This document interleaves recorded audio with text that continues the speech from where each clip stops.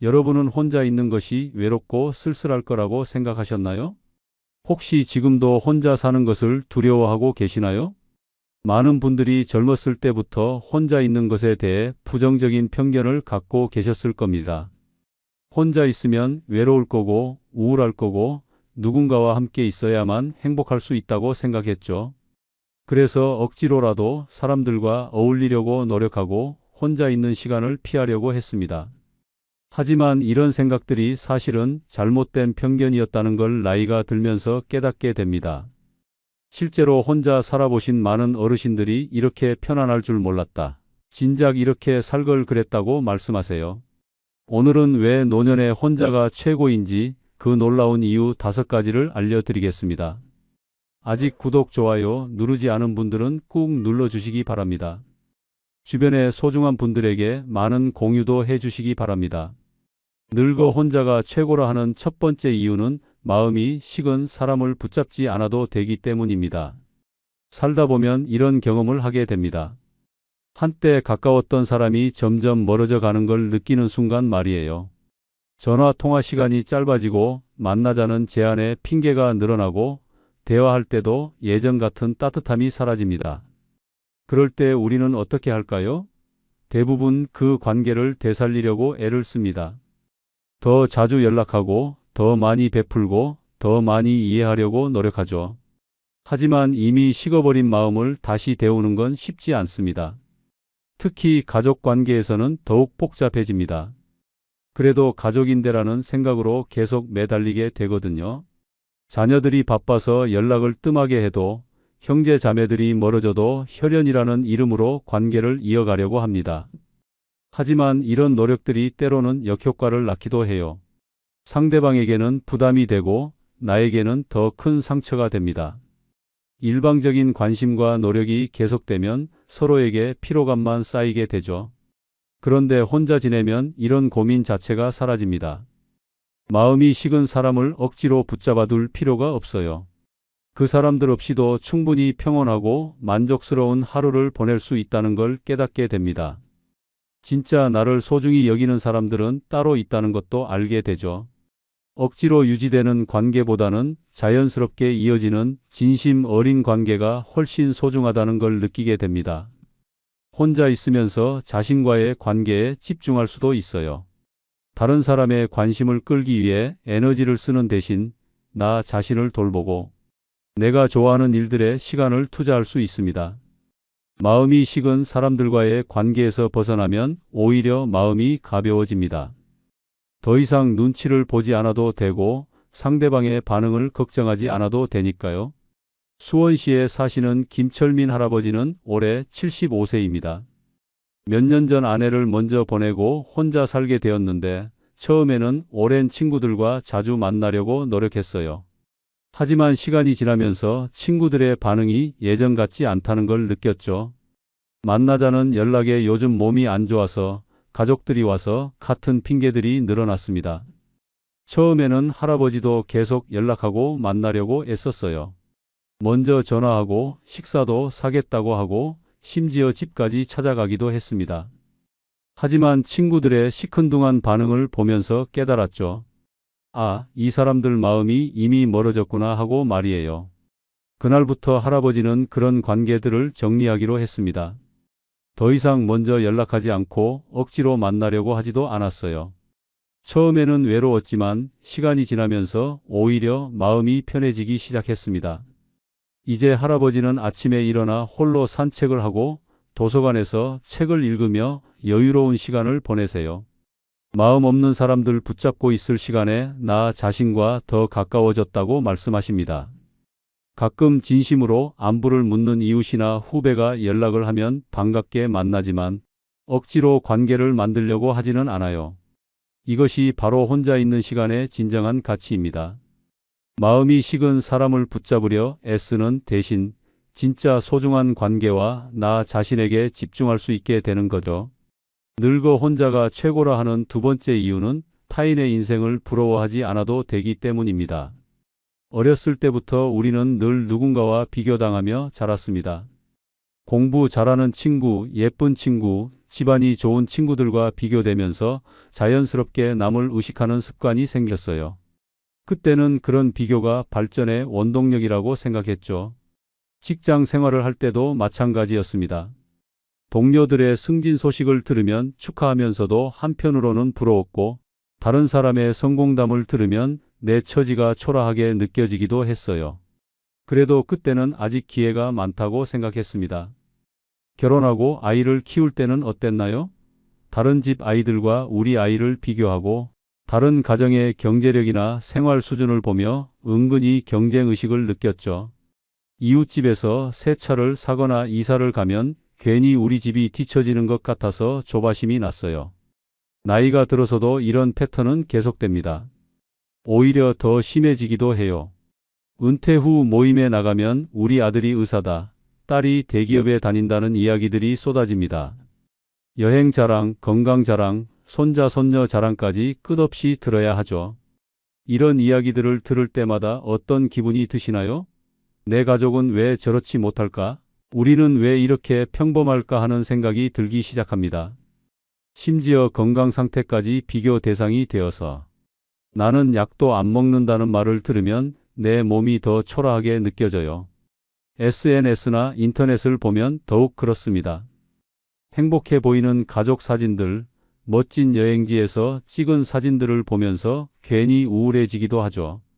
마치 온 세상 사람들이 나보다 더 행복하게 사는 것 같은 착각에 빠집니다. 비교라는 게 참 무서운 함정 같아요. 마치 옆집 잔디가 더 푸르러 보이는 것처럼 다른 사람의 인생은 항상 더 멋있어 보이거든요. 하지만 그 속사정까지는 모르잖아요. 그런데 혼자 지내면 이런 비교 자체가 필요 없어집니다. 다른 사람의 인생을 들여다볼 기회도 줄어들고 굳이 알 필요도 없어져요. 비교할 대상이 없으니까 부러워할 일도 생기지 않죠. 혼자만의 하루를 생각해 보세요. 아침에 일어나서 내 속도로 하루를 시작합니다. 자유롭죠? 다른 사람이 어떻게 사는지 궁금하지도 않고 알고 싶지도 않아요. 내 하루가 충분히 의미 있으니까요. 간단한 아침 식사를 하면서 창밖을 바라보는 시간, 좋아하는 책을 읽으며 보내는 오후, 저녁 노을을 바라보며 산책하는 시간들이 그 어떤 화려한 인생보다도 소중하게 느껴집니다. 다른 사람의 멋진 취미나 여행 이야기를 몰라도 전혀 부족함을 느끼지 않아요. 옷차림도 자유로워집니다. 누구를 만날 일이 없으니까 편한 옷을 입어도 되고 다른 사람이 어떤 브랜드를 입고 다니는지 신경 쓸 필요가 없어요. 내가 편한 게 최고죠. 이런 생활이 반복되면서 놀라운 변화가 일어납니다. 자존감이 회복되기 시작해요. 다른 사람과 비교하지 않으니까 내 인생이 나름대로 괜찮다는 생각이 들기 시작하죠. 내가 살아온 인생에 대해서도 달리 생각하게 됩니다. 남들보다 부족했다고 자책하지 않고 내 나름대로 열심히 살아왔다고 인정하게 되죠. 이런 자기 수용이 얼마나 중요한지 몰라요. 대구 수성구에 사시는 박미선 할머니는 올해 69세입니다. 몇 년 전까지만 해도 친구들과의 모임에서 늘 위축되곤 했어요. 다른 분들의 자녀 자랑이나 여행 이야기를 들으면서 괜히 주눅이 들었거든요. 우리 며느리는 왜 저렇지 못할까? 우리는 왜 여행을 못 다닐까 하는 생각에 집에 와서도 우울했죠. 그러던 어느 날 할머니는 그런 모임들을 정리하기로 했습니다. 처음에는 외로웠지만 시간이 지나면서 오히려 마음이 편해지기 시작했어요. 아침에 일어나 작은 화분들을 돌보고 오후에는 동네 도서관에서 책을 읽으며 조용한 시간을 보냅니다. 저녁에는 좋아하는 요리 프로그램을 보면서 간단한 반찬을 만들어 먹어요. 다른 사람들이 어떻게 사는지 모르니까 내 생활이 더 만족스럽다고 할머니는 말씀하세요. 이제는 작은 일상의 행복들이 충분히 소중하게 느껴진다고 합니다. 남과 비교하지 않으니까 매일매일이 감사하고 평온하다고 하세요. 이제야 진짜 내 인생을 살고 있다며 환하게 웃으시는 할머니의 모습에서 진정한 자유로움이 느껴집니다. 혹시 여러분도 나이가 들면서 몸의 변화를 느끼고 계시나요? 늙어 혼자가 최고라 하는 세 번째 이유는 내 몸 챙기는 데만 온전히 집중할 수 있기 때문입니다. 젊었을 때는 어땠죠? 몸이 조금 아파도 참고 넘어갔습니다. 가족을 위해, 일을 위해 자신의 몸보다는 다른 것들을 우선순위에 두고 살았어요. 무릎이 아파도 허리가 쑤셔도 참고 견뎌왔죠. 그때는 그게 당연하다고 생각했습니다. 하지만 60대가 넘어서면서 달라집니다. 몸이 보내는 신호들을 더 이상 무시할 수 없게 되죠. 예전처럼 억지로 참으면 안 되는 나이가 된 거예요. 이제는 몸의 목소리에 귀를 기울여야 할 때입니다. 그런데 가족들과 함께 살면 어떤가요? 여전히 눈치를 보게 됩니다. 몸이 아파도 괜찮다고 말하게 되고 피곤해도 가족들 식사 준비를 해야 하죠. 내 몸보다는 다른 사람들을 먼저 생각하게 되는 경우가 많아요. 특히 식사 시간이 문제입니다. 가족들 식사 시간에 맞춰 먹어야 하는데 나이가 들면 소화가 잘 안 되거나 입맛이 없을 때가 많잖아요. 그래도 같이 앉아서 억지로 먹어야 하는 상황이 생깁니다. 병원에 가는 것도 쉽지 않습니다. 별것 아닌 걸로 병원에 가냐는 소리를 들을까봐 망설이게 되고 가족들 스케줄을 고려해야 해서 미루게 되죠. 정작 필요할 때 제때 치료받지 못하는 경우가 생깁니다. 혼자 있을 때는 완전히 달라져요. 이런 몸의 신호에 온전히 집중할 수 있습니다. 무릎이 아프면 충분히 쉴 수 있고 피곤하면 언제든 누워서 휴식을 취할 수 있어요. 다른 사람 눈치를 보지 않고 내 몸이 원하는 대로 움직일 수 있다는 것은 정말 큰 자유입니다. 식사도 자유로워집니다. 내 몸이 원할 때 먹을 수 있어요. 소화가 잘 안 되면 죽을 끓여 먹고 입맛이 없으면 간단하게 과일이나 요구르트로 때울 수도 있죠. 자유롭지 않나요? 내 몸 상태에 맞는 음식을 선택할 수 있어서 소화도 잘 되고 몸도 편합니다. 잠자는 시간도 자유로워집니다. 밤에 잠이 안 오면 억지로 누워있지 않고 책을 읽거나 차를 마실 수 있고 새벽에 잠에서 깨면 조용히 산책을 나갈 수도 있어요. 정말 편해요. 낮에 피곤하면 언제든 낮잠을 잘 수 있습니다. 이런 자연스러운 생활 리듬이 몸에는 훨씬 좋죠. 운동도 내 속도에 맞춰 할 수 있습니다. 무리하지 않고 내 몸 상태에 맞는 강도로 할 수 있어서 부상의 위험도 줄어들어요. 관절이 아픈 날에는 가벼운 스트레칭만 하고 컨디션이 좋은 날에는 조금 더 활동적으로 움직일 수 있죠. 병원 가는 것도 훨씬 편합니다. 몸에 이상이 있으면 바로 병원에 갈 수 있고 몸의 작은 변화도 빨리 알아챌 수 있습니다. 평소와 다른 증상이 있으면 즉시 대처할 수 있고 몸 상태에 따라 하루 일정을 조절할 수도 있어요. 무리하지 않고 내 몸이 허락하는 범위 내에서 활동할 수 있어서 건강을 더 오래 유지할 수 있죠. 체온 조절도 자유롭습니다. 추우면 온도를 올리고 더우면 선풍기를 틀 수 있어요. 내 몸에 맞는 환경을 만들 수 있으니까 몸에 무리가 가지 않죠. 정말 편안해요. 마치 내 몸이 VIP 대우를 받는 것 같다고 할까요? 인천 계양구에 사시는 박철수 할아버지는 올해 76세입니다.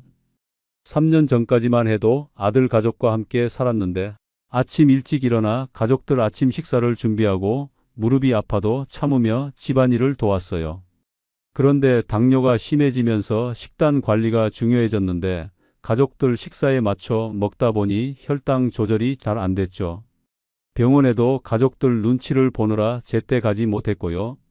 결국 혼자 살기로 결정했습니다.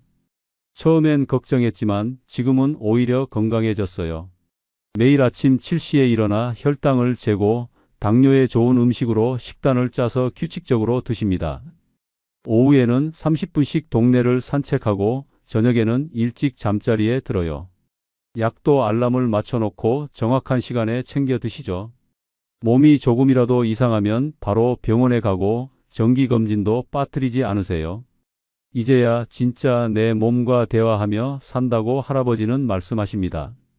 혈당 수치도 안정적으로 유지되고 무릎 통증도 무리하지 않고 생활하니까 많이 줄어들었어요. 가족들도 이제는 할아버지가 더 건강해 보인다며 안심하고 있습니다.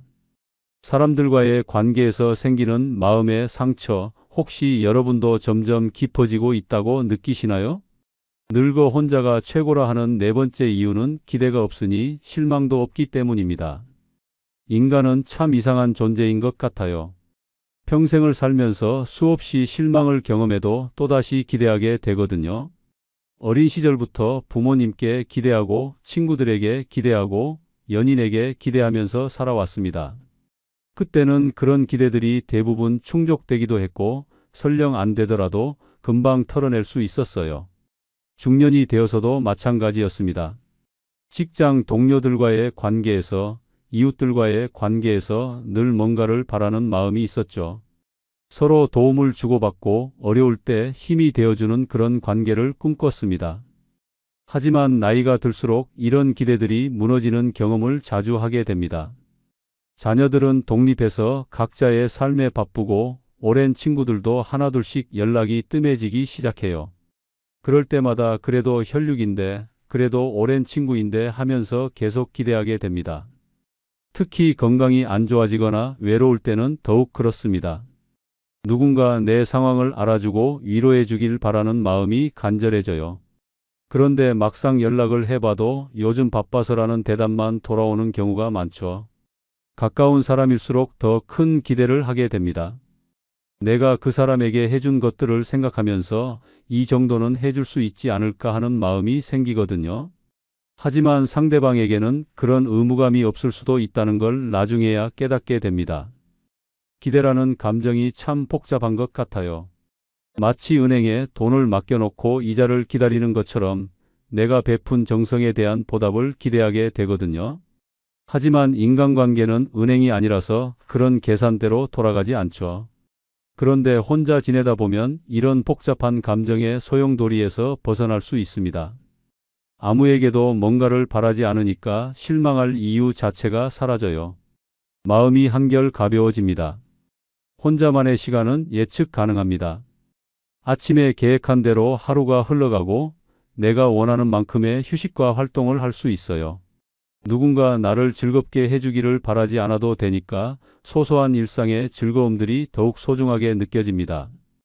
혼자서 차를 우려 마시는 시간, 좋아하는 음악을 들으며 책장을 넘기는 시간, 창밖 풍경을 바라보며 생각에 잠기는 시간들이 그 어떤 화려한 만남보다도 만족스러워요. 이런 시간들은 누구도 망칠 수 없는 온전한 내 것이거든요. 잠자리에 들 때도 마음이 편안합니다. 오늘도 아무도 나를 실망시키지 않았구나 하는 생각으로 편안하게 잠들 수 있어요. 누군가의 무심한 말이나 행동 때문에 마음이 상해서 뒤척이는 일이 없어집니다. 전주시에 사시는 김정순 할머니는 올해 78세입니다. 몇 년 전까지만 해도 자녀들과 친구들에게 많은 것을 기대하며 사셨어요. 전화 한 통, 안부 인사 한마디에도 큰 의미를 두고 계셨죠. 하지만 기대만큼 돌아오지 않는 현실에 자주 서운해 하셨습니다. 어느 날 할머니는 깨달았어요. 내가 왜 계속 바라기만 하고 있을까 하고 말이에요. 그날부터 할머니는 아무것도 기대하지 않기로 했습니다. 자녀들의 연락을 기다리지도 않고 친구들의 방문을 바라지도 않으셨어요. 처음에는 허전했지만 시간이 지나면서 놀라운 변화가 일어났습니다. 매일 아침 6시에 일어나 간단한 요가를 하고 오전에는 텃밭을 가꾸며 시간을 보내세요. 오후에는 뜨개질을 하거나 라디오를 들으며 여유로운 시간을 즐기고요. 아무것도 바라지 않으니까 모든 게 감사하다고 할머니는 말씀하세요. 가끔 자녀들이 연락을 하면 반갑지만 연락이 없어도 전혀 섭섭하지 않다고 합니다. 오히려 자신만의 규칙적인 생활 패턴이 생기면서 매일이 평온하고 만족스럽다고 하세요. 이제야 진짜 마음의 평화를 찾았다며 환하게 웃으시는 할머니의 모습에서 진정한 자유로움이 느껴집니다. 마음속에 쌓이는 서운함의 무게, 혹시 여러분도 점점 감당하기 어려워지고 계시나요? 늙어 혼자가 최고라 하는 5번째 이유는 서운함을 사귈 일도 없기 때문입니다. 서운함이라는 감정은 참 묘한 것 같아요. 어릴 때는 금방 사라졌던 감정인데 나이가 들수록 마음 깊숙이 뿌리를 내리고 오래도록 남아있게 되거든요. 젊었을 때는 뭐 그런 걸로 하며 웃어넘겼던 일들이 이제는 며칠, 몇 달씩 마음에 남아 있습니다. 직장 생활을 할 때를 생각해 보세요. 동료가 무심코 던진 한마디나 상사의 차가운 반응에 잠깐 기분이 나빠져도 금방 잊었잖아요. 일이 바쁘고 다른 관심사들이 많아서 그런 감정들이 오래 지속되지 않았습니다. 하지만 은퇴하고 나서는 달라집니다. 할 일도 줄어들고 만나는 사람도 한정되다 보니 작은 일에도 더 예민하게 반응하게 돼요. 누군가의 무관심한 태도나 차가운 반응이 마음에 깊은 상처로 남습니다. 자녀들과의 관계에서도 그렇습니다. 요즘 바빠서라는 말 한마디가 며칠씩 마음에 걸려요. 전화 통화할 때 급하게 끊는 목소리 톤 하나도 계속 생각나게 됩니다. 예전에는 이해할 수 있었던 일들이 이제는 서운함으로 다가옵니다. 이웃들과의 관계도 마찬가지입니다. 길에서 마주쳤는데 먼저 인사하지 않거나 엘리베이터에서 무표정한 얼굴로 지나치는 것만으로도 기분이 상해요. 내가 뭘 잘못했나 하는 생각이 들기 시작합니다. 친구들과의 만남에서도 서운함이 생깁니다. 내 이야기는 듣지 않고 자기 얘기만 하거나 약속 시간에 늦게 와서 형식적인 사과만 하고 넘어가는 모습을 보면 속이 상해요. 그런 감정을 표현하기도 애매하고 그렇다고 참고 넘어가기도 쉽지 않습니다. 서운함을 사귄다는 것도 나이가 들수록 어려워집니다. 젊었을 때는 술 한잔하거나 운동을 하면서 스트레스를 풀 수 있었는데 이제는 그런 방법들도 마음처럼 되지 않아요. 결국 혼자 속으로만 사귀게 되는 경우가 많죠. 서운함이라는 게 참 무서운 독소 같아요. 마치 정수기 필터가 오염되는 것처럼 한번 쌓이기 시작하면 마음 전체를 탁하게 만들어 버리거든요. 그런데 혼자 지내면 이런 서운함 자체가 생기지 않습니다. 누군가에게 상처받을 일이 없으니까 마음을 사귈 필요도 없어져요. 이게 얼마나 큰 해방감인지 경험해 보지 않으면 모릅니다. 혼자만의 공간에서는 모든 것이 내 뜻대로 흘러갑니다. 아무도 나를 무시하지 않고 아무도 나를 소외시키지 않아요. 내가 하는 말을 끊는 사람도 없고 내 기분을 상하게 만드는 사람도 없습니다. 하루 종일 마음이 편안합니다. 아침에 일어나서부터 저녁에 잠들 때까지 누군가 때문에 기분이 상할 일이 없어요. 이런 평온함이 얼마나 소중한지 혼자 살아보면 알 수 있습니다. 대화할 때도 편안합니다. 혼자서 중얼거리는 말들은 아무도 무시하지 않고 아무도 끊지 않아요. 내가 좋아하는 주제로 마음껏 생각할 수 있고 누구의 비판이나 무관심한 반응을 걱정하지 않아도 됩니다. 식사 시간도 자유롭습니다. 내가 좋아하는 음식을 먹어도 누가 뭐라고 하지 않고 간단하게 때워도 눈치를 볼 필요가 없어요. 누군가의 취향에 맞춰야 한다는 부담도 없고 그로 인한 갈등도 생기지 않습니다. 저녁 시간이 특히 평화롭습니다. 좋아하는 프로그램을 보면서 편안한 시간을 보낼 수 있고 아무도 채널을 바꾸라고 하지 않아요. 내가 좋아하는 음악을 들어도 시끄럽다고 불평하는 사람이 없습니다. 잠자리에 들 때도 마음이 깨끗합니다. 오늘 하루 아무도 나를 상처 주지 않았으니까 마음이 편안해요.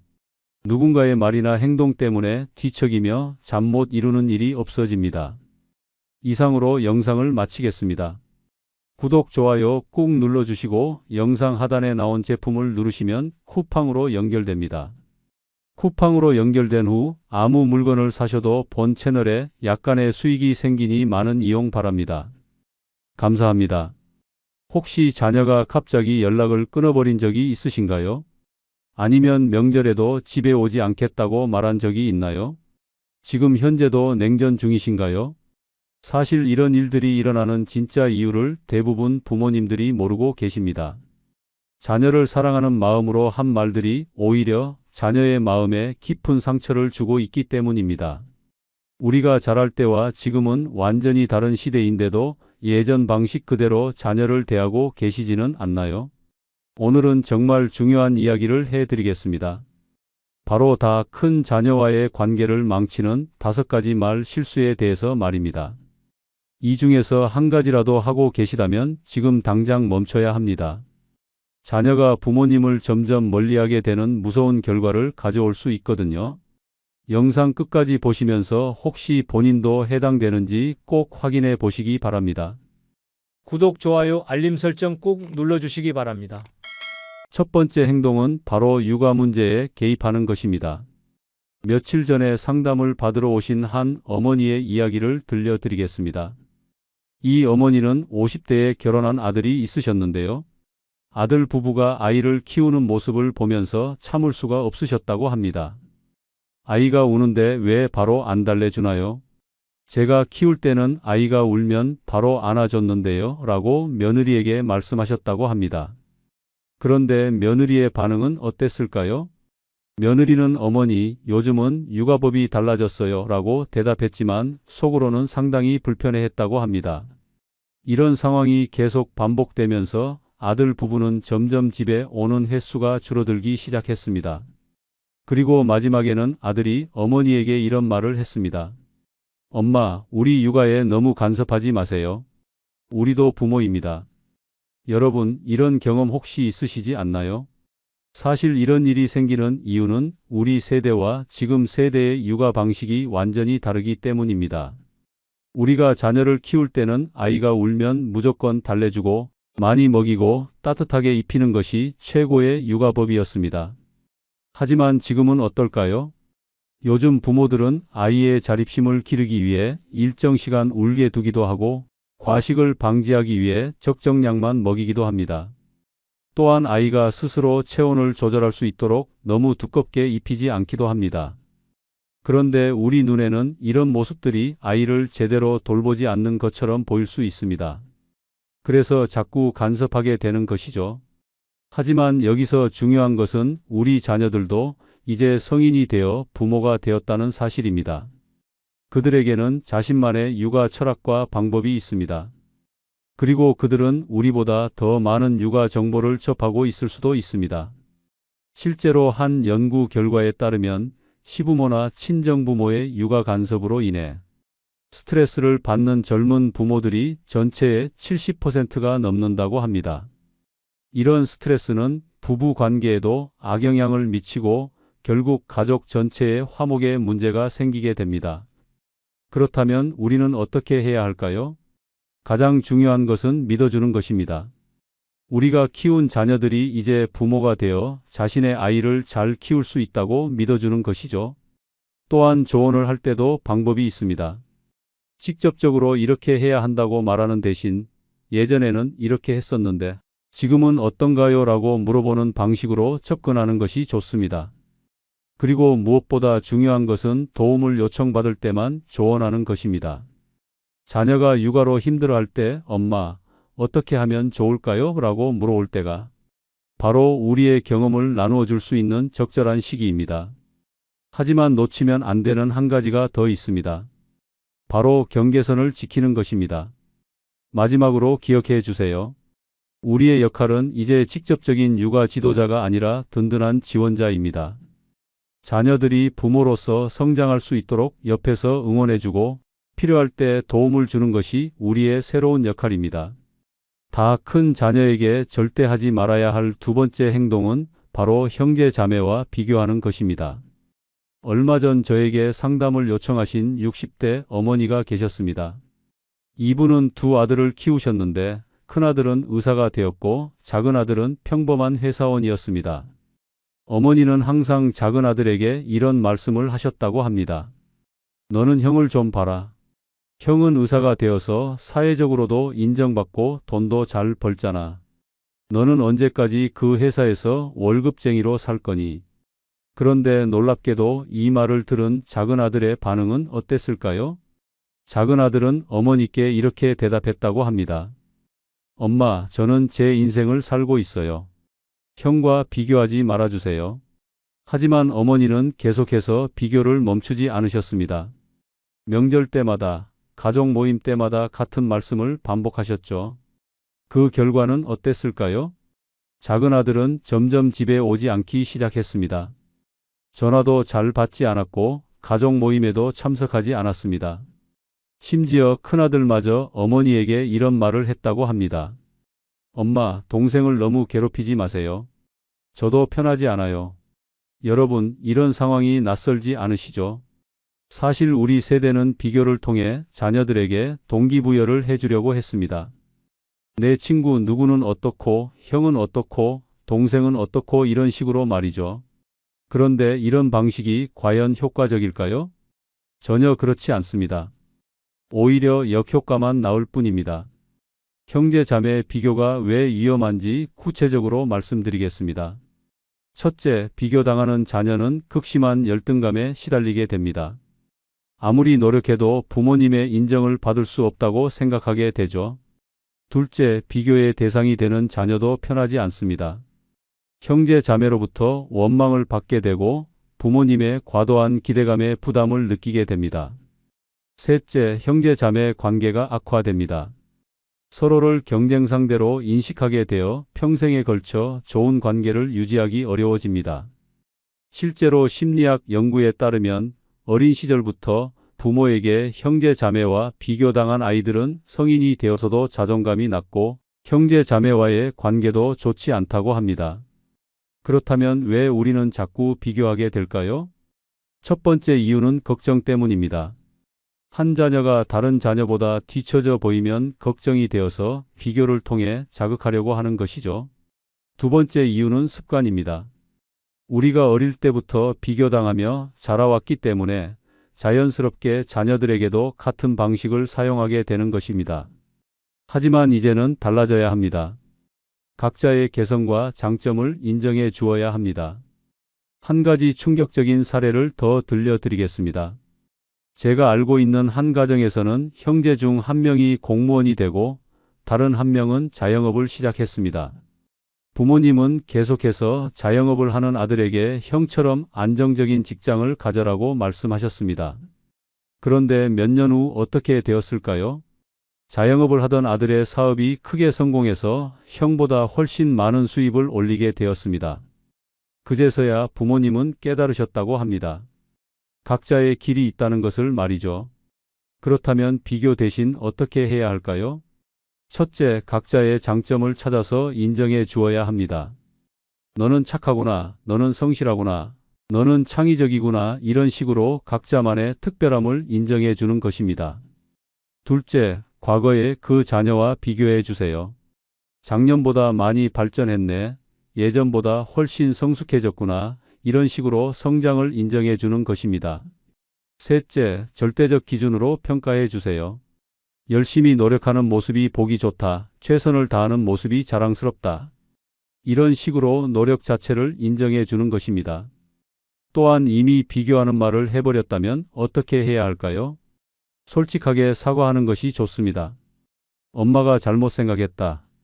너는 너대로 충분히 훌륭하다고 말씀해 주세요. 비교는 사랑이 아닙니다. 진정한 사랑은 있는 그대로의 모습을 인정하고 응원해 주는 것입니다. 다 큰 자녀에게 절대 하지 말아야 할 세 번째 행동은 바로 배우자를 비난하는 말을 하는 것입니다. 지난달에 저에게 찾아오신 한 어머니의 이야기입니다. 이분은 아들의 결혼을 반대했었는데 결국 아들이 결혼을 강행했다고 합니다. 그 이후로 어머니는 며느리에 대한 불만을 아들에게 계속 표현하셨다고 하더군요. 내 아내는 요리도 못하고 집안일도 제대로 안 하잖아. 우리 집 며느리 치고는 너무 게으른 것 같아. 내가 볼 때는 내가 너무 고생하고 있어. 어머니는 아들을 걱정하는 마음에서 이런 말씀을 하셨다고 합니다. 그런데 아들의 반응은 어땠을까요? 처음에는 엄마 말씀도 일리가 있어요 라고 대답했다고 합니다. 하지만 이런 대화가 계속 반복되면서 아들의 마음속에는 아내에 대한 불만이 쌓이기 시작했습니다. 집에 돌아가서 아내를 보면 어머니의 말이 자꾸 떠올랐다고 합니다. 결국 어떻게 되었을까요? 아들은 아내에게 어머니가 했던 말들을 그대로 전달하기 시작했습니다. 엄마가 그러는데 당신이 집안일을 너무 안 한다고 해. 요리도 좀 배워보면 안 돼. 당연히 며느리는 크게 상처받았습니다. 그리고 남편에게 이렇게 말했다고 합니다. 당신은 누구 편이에요? 시어머니 편이에요? 아내 편이에요? 여러분, 이런 상황이 익숙하지 않으신가요?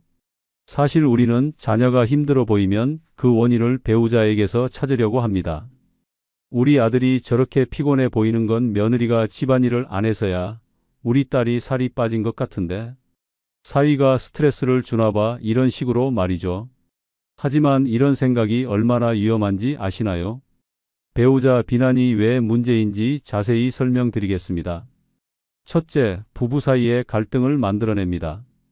원래 없던 문제도 생기게 하고 작은 문제도 크게 키워버립니다. 둘째, 자녀를 곤란한 상황에 빠뜨립니다. 부모와 배우자 사이에서 어떤 선택을 해야 할지 몰라서 괴로워하게 됩니다. 셋째, 가족관계 전체가 틀어집니다. 며느리나 사위는 시부모나 장인장모를 원망하게 되고 자녀는 그 사이에서 스트레스를 받게 됩니다.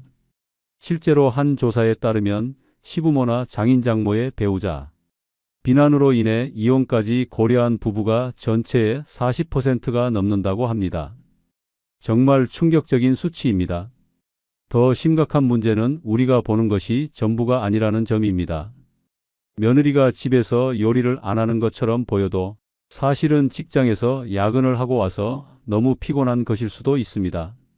사위가 딸에게 관심이 없어 보여도 사실은 자신만의 방식으로 사랑을 표현하는 것일 수도 있습니다.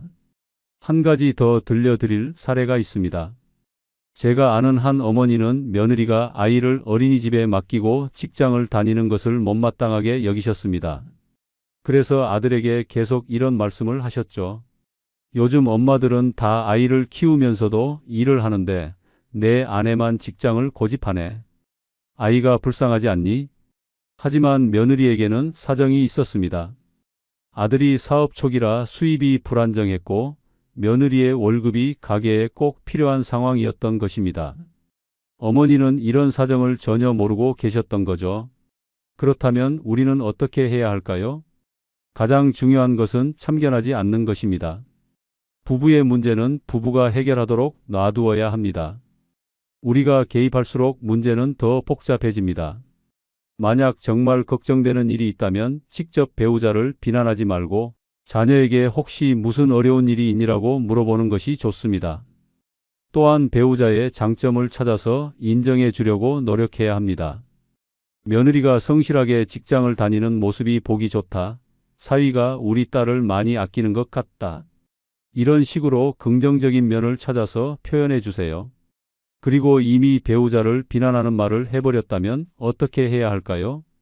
빨리 사과하는 것이 좋습니다. 자녀에게 내가 잘못 생각했다. 너희 부부 일에 간섭하지 않겠다고 말씀해 주세요. 우리 자녀가 선택한 배우자는 이제 우리 가족의 일원입니다. 그들도 나름의 장점과 사정이 있습니다. 비난 대신 이해하려고 노력할 때 진정으로 화목한 대가족을 만들 수 있습니다. 배우자를 비난하는 것은 결국 우리 자녀를 힘들게 하는 일입니다.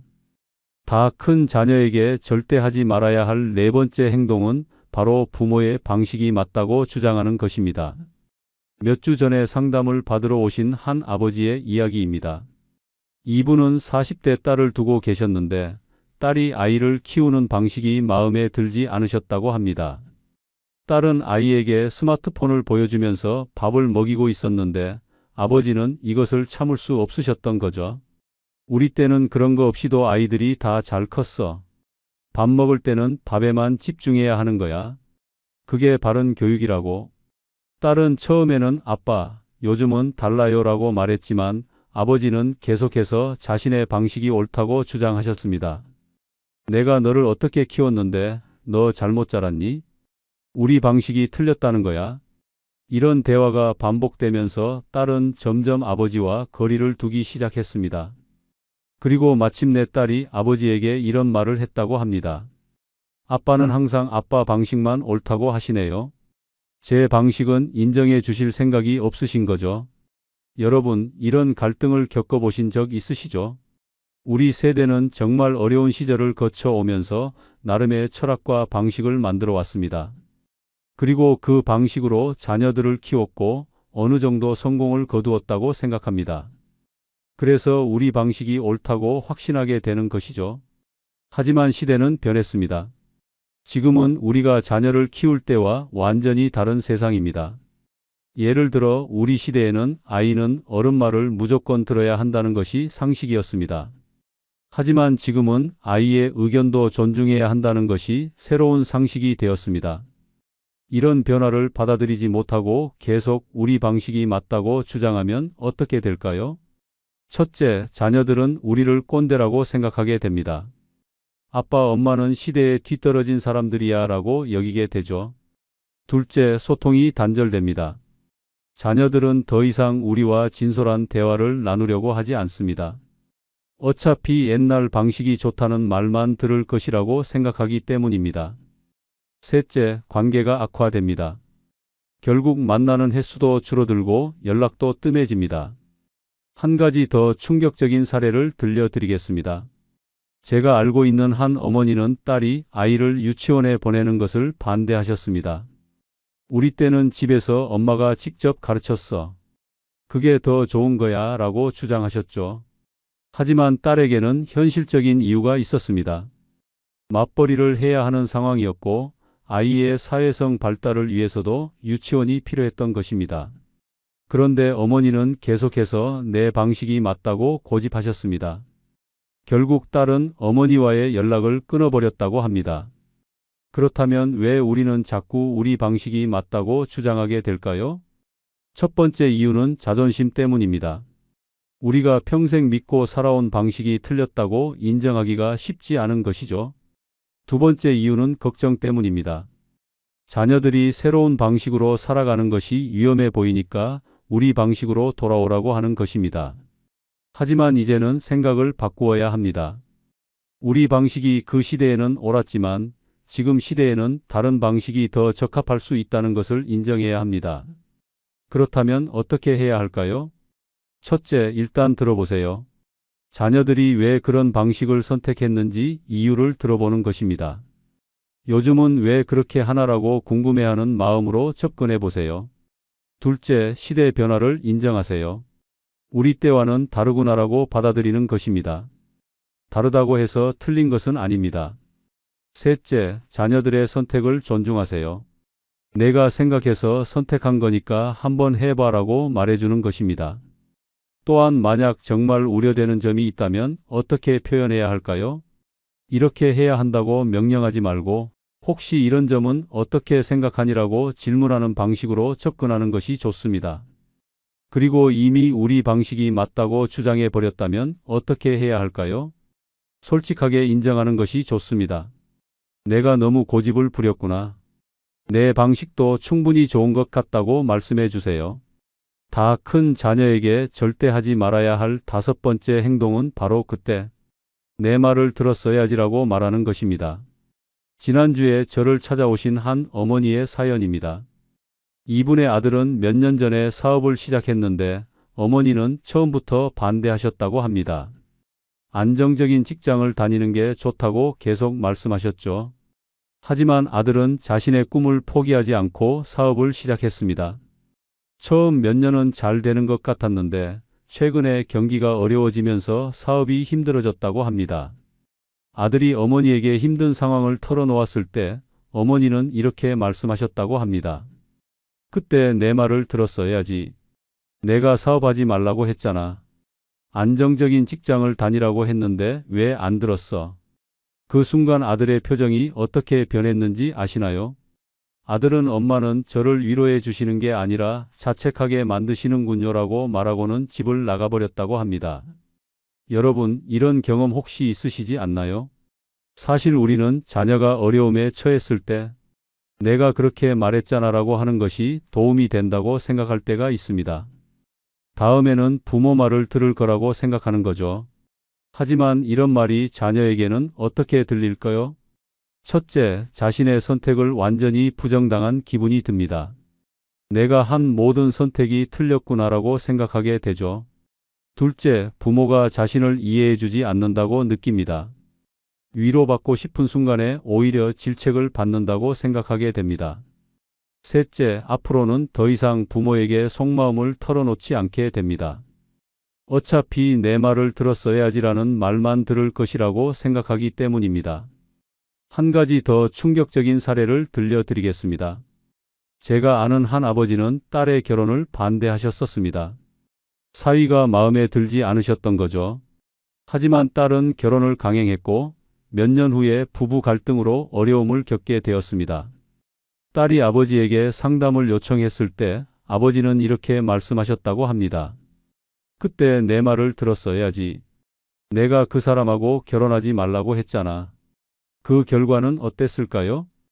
딸은 더 이상 아버지와 상의하지 않게 되었고 혼자서 모든 문제를 해결하려고 했습니다.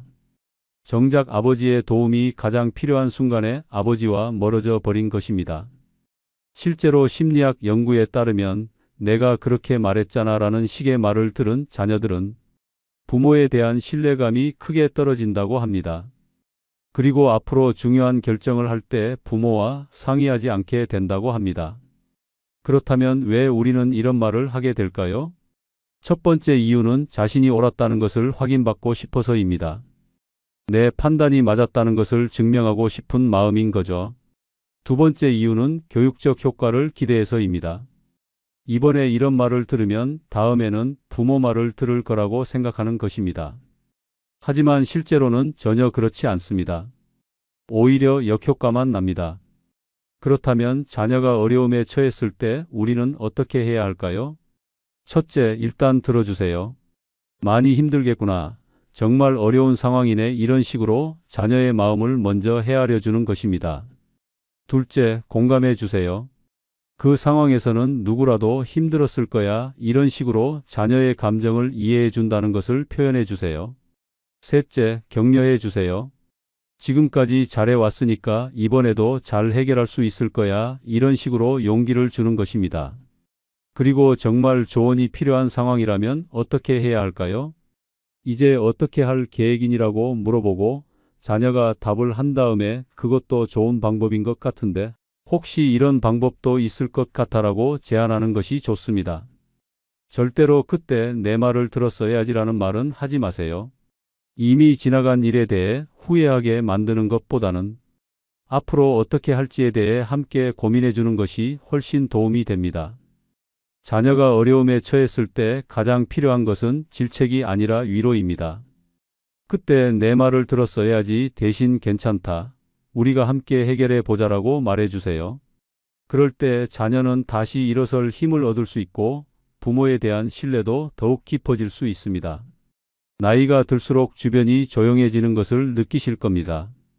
친구들은 하나둘 먼저 가고 자식들은 각자 바쁜 삶을 살아가죠. 가끔 집에 혼자 앉아 있으면 이런 생각이 드실 수도 있습니다.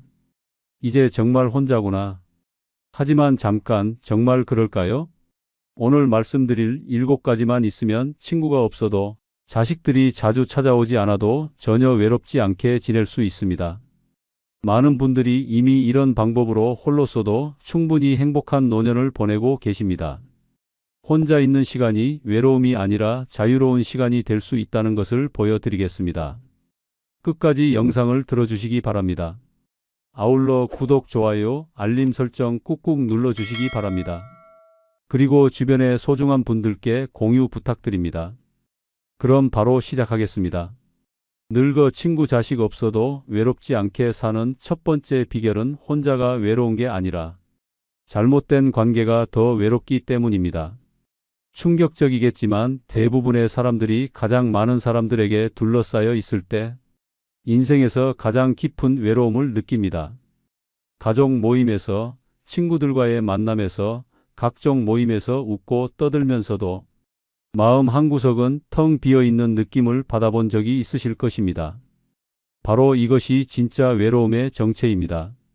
잘못된 관계의 가장 큰 특징은 가면을 쓰고 살아야 한다는 것입니다. 진짜 자신의 모습을 보여줄 수 없고 속마음을 털어놓을 수도 없습니다. 상대방이 원하는 모습으로 연기해야 하고 듣고 싶어하는 말만 해야 합니다. 이런 관계에서는 아무리 오랜 시간을 함께 보내도 진정한 교감은 일어나지 않습니다. 오히려 시간이 지날수록 더 피곤하고 공허해집니다. 많은 분들이 경험하는 대표적인 잘못된 관계가 바로 체면 때문에 유지하는 모임들입니다. 동창회에 가서 서로 잘 지낸다고 허세를 부리고 과거 자랑이나 자식 자랑으로 시간을 보냅니다. 실제로는 현재의 고민이나 어려움을 털어놓고 싶지만 그런 이야기는 할 수 없는 분위기입니다. 집에 돌아오면 더 외롭고 허탈한 기분이 드는 것은 당연합니다. 또 다른 문제는 일방적인 관계입니다. 항상 자신만 베풀고 희생하거나 반대로 상대방의 불평과 푸념만 들어주는 관계입니다. 이런 관계에서는 서로 주고받는 균형이 없기 때문에 진정한 소통이 이루어지지 않습니다. 한쪽은 계속 에너지를 빼앗기고 다른 쪽은 의존적이 됩니다. 가족 관계에서도 이런 문제가 발생합니다. 혈연이라는 이유만으로 억지로 유지하는 관계에서는 서로의 다른 가치관이나 생활 방식을 인정하지 못하고 계속 갈등만 반복됩니다. 만날 때마다 스트레스를 받고 상처를 주고받는다면 그런 관계는 오히려 독이 됩니다. 이런 잘못된 관계들의 공통점은 모두 진정성이 없다는 것입니다. 서로를 진정으로 이해하려 하지 않고 자신의 필요나 체면을 위해서만 관계를 유지합니다. 이런 관계에서는 아무리 많은 시간을 함께 보내도 마음의 허기는 채워지지 않습니다. 반면 혼자 있을 때는 이 모든 가식과 연기에서 벗어날 수 있습니다. 누구에게 보여주기 위한 모습이 아닌 진짜 자신이 될 수 있습니다. 좋아하는 옷을 입고, 좋아하는 음식을 먹고, 좋아하는 일을 하며 온전히 자신과 함께할 수 있습니다. 이런 진정성 있는 시간이야말로 마음의 평화를 가져다 줍니다. 혼자 있을 때는 자신과의 진정한 대화가 가능합니다. 마음속 깊은 곳의 감정들을 솔직하게 들여다보고 인생을 돌아보며 진정으로 원하는 것이 무엇인지 찾을 수 있습니다. 이런 자기 성찰의 시간은 그 어떤 관계에서도 얻을 수 없는 소중한 경험입니다. 또한 혼자 있는 시간에는 완전한 휴식이 가능합니다. 다른 사람과 함께 있으면 아무리 편한 사이라도 어느 정도는 신경을 쓰게 됩니다. 상대방의 기분을 살피고 대화를 이어가려 노력하고 예의를 지키려 애씁니다. 하지만 혼자 있을 때는 이 모든 것에서 자유로워집니다. 많은 사람들이 외로움을 피하려고 더 많은 관계를 만들려고 합니다. 하지만 양이 많다고 해서 질이 보장되는 것은 아닙니다. 오히려 피상적인 관계들이 늘어날수록 진정한 소통에서는 더 멀어지게 됩니다. 사실 진짜 친구 한 명이 있다면 그것만으로도 충분히 풍요로운 인생을 살 수 있습니다. 나이가 들수록 관계에서 중요한 것은 깊이입니다. 서로의 진심을 알고 어려울 때 의지할 수 있고 기쁠 때 함께 기뻐할 수 있는 그런 관계 말입니다. 이런 관계가 없다면 차라리 혼자 있는 것이 훨씬 건강하고 평화롭습니다. 실제로 울산에 사시는 이정희 할머니는 이런 깨달음을 통해 인생이 완전히 바뀌었습니다. 73세인 이 할머니는 오랫동안 다양한 모임에 열심히 참석하며 바쁘게 살아왔습니다. 부녀회, 동창회, 교회 모임, 동네 모임까지 일주일에 거의 매일 어디선가 사람들을 만났습니다. 겉으로 보기에는 인기 많고 사교적인 할머니였습니다. 하지만 이 할머니는 점점 이상한 감정을 느끼기 시작했습니다. 많은 사람들과 함께 있으면서도 마음속 깊은 곳에서는 계속 외로움을 느꼈습니다. 모임에서는 항상 밝은 모습을 보여야 했고 다른 사람들의 자랑이나 불평을 들어주기만 했습니다. 정작 자신의 고민이나 속마음은 털어놓을 곳이 없었습니다. 특히 몇몇 모임에서는 뒷담 화나 험담이 주된 대화 주제였습니다. 처음에는 재미있다고 생각했지만 점차 이런 대화들이 마음을 무겁게 만든다는 것을 깨달았습니다. 또한 일부 사람들은 자신의 푸념만 늘어놓고 다른 사람의 이야기는 듣지 않았습니다. 이런 관계들에서는 진정한 소통이 일어나지 않았습니다. 어느 날 이 할머니는 용기를 내어 부담스러운 모임들을 하나씩 정리하기 시작했습니다. 처음에는 사람들이 섭섭해했지만 시간이 지나면서 자연스럽게 연락이 줄어들었습니다. 대신 진정으로 마음이 통하는 두세 명의 친구들과만 깊은 관계를 유지하기로 했습니다. 그리고 혼자만의 시간을 늘려갔습니다. 처음에는 조용한 것이 어색했지만 점차 이런 평온함이 얼마나 소중한지 깨달았습니다. 의미 없는 모임에서 시간을 낭비하는 대신 책을 읽고 음악을 듣고 꽃을 기르며 자신만의 시간을 보내기 시작했습니다. 이 할머니는 이제 혼자 있는 시간이 전혀 외롭지 않다고 말합니다.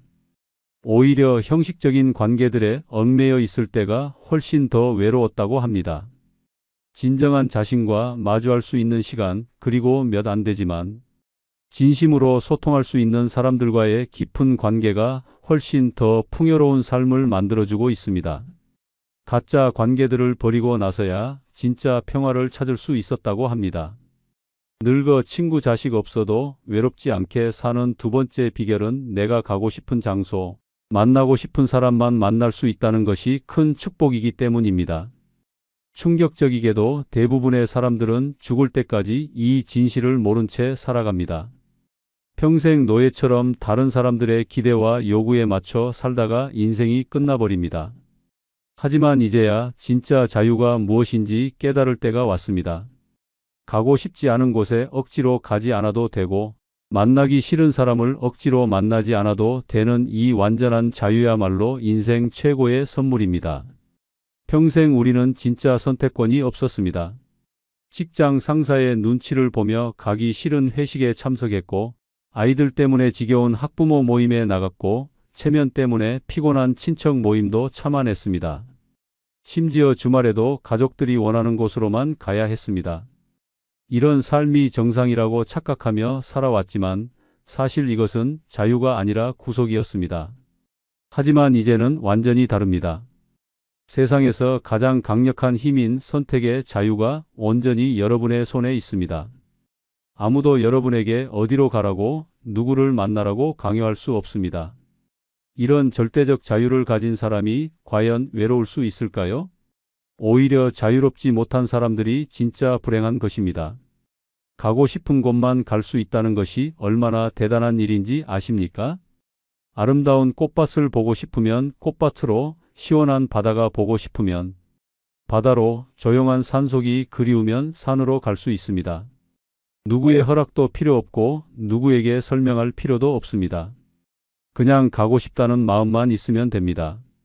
이것이야말로 왕이나 황제도 누리지 못했던 진정한 자유입니다. 더 놀라운 것은 만나는 사람까지 완전히 선택할 수 있다는 것입니다. 에너지를 빼앗는 사람들과는 영원히 작별하고 마음에 평화를 주는 사람들과만 시간을 보낼 수 있습니다. 불평만 늘어놓는 사람, 남의 뒷담화만 하는 사람, 자기 자랑만 하는 사람들을 다시는 만나지 않아도 됩니다. 이런 독성 있는 사람들로부터 완전히 해방된 것입니다. 대신 진짜 마음이 통하는 사람들과만 귀중한 시간을 보낼 수 있습니다. 서로의 인생 이야기를 나누고 깊은 지혜를 공유하고 진심 어린 위로를 주고받는 의미 있는 만남들만 가질 수 있습니다. 이런 고품질 인간관계야말로 인생의 진짜 보석입니다. 시간 사용의 자유는 더욱 압도적입니다. 새벽 5시에 일어나고 싶으면 일어나고 밤 12시까지 깨어있고 싶으면 깨어있을 수 있습니다. 하루 종일 책만 읽어도 되고 하루 종일 음악만 들어도 됩니다. 아무도 뭐라고 하지 않습니다. 이런 시간의 완전한 주인이 된다는 것이 얼마나 강력한 힘인지 모르는 사람들이 많습니다. 음식 선택의 자유도 생각해 보십시오. 매운 음식이 먹고 싶으면 매운 음식을, 단 음식이 먹고 싶으면 단 음식을 마음껏 선택할 수 있습니다. 가족의 입맛에 맞추느라 평생 참아왔던 음식들을 이제는 자유롭게 즐길 수 있습니다. 혼자서도 고급 레스토랑에 가서 코스 요리를 주문할 수 있고 길거리 음식을 사 먹을 수도 있습니다. 문화생활의 선택권도 무제한입니다. 클래식이 좋으면 클래식 공연장으로, 연극이 좋으면 연극 무대로, 영화가 보고 싶으면 영화관으로 자유자재로 갈 수 있습니다. 다른 사람의 취향에 억지로 맞출 필요가 전혀 없습니다. 순수하게 자신만의 문화적 욕구를 만족시킬 수 있습니다. 여행의 자유는 더욱 환상적입니다. 유명한 관광지가 아니라 자신만 알고 있는 숨겨진 보석 같은 장소들을 찾아갈 수 있습니다. 한적한 시골 마을, 작은 어촌 마을, 조용한 산속, 펜션 등 진정한 휴식을 줄 수 있는 곳들을 마음껏 탐험할 수 있습니다. 실제로 광주에 사시는 이미경 할머니는 이런 선택의 자유를 깨달은 후 완전히 다른 사람이 되었습니다. 69세인 이 할머니는 3년 전까지만 해도 가족들의 요구에 맞춰 사는 전형적인 어머니였습니다. 자식들이 원하는 곳에만 가고 자식들이 좋아하는 사람들만 만나고 자식들 취향에 맞는 음식만 해 먹었습니다. 하지만 혼자 살게 되면서 처음으로 진정한 선택의 자유를 경험했습니다. 첫 번째 자유로운 선택은 아침 산책 코스였습니다. 평생 남편이 위험하다며 가지 못하게 했던 강변길로 매일 산책을 하기 시작했습니다. 강물 소리를 들으며 걷는 이 시간이 하루 중 가장 행복한 순간이 되었습니다. 두 번째는 음식 선택이었습니다. 평생 짜고 기름진 음식을 싫어했지만 가족들 때문에 참아왔는데 이제는 자신이 좋아하는 담백하고 건강한 음식만 해 먹습니다.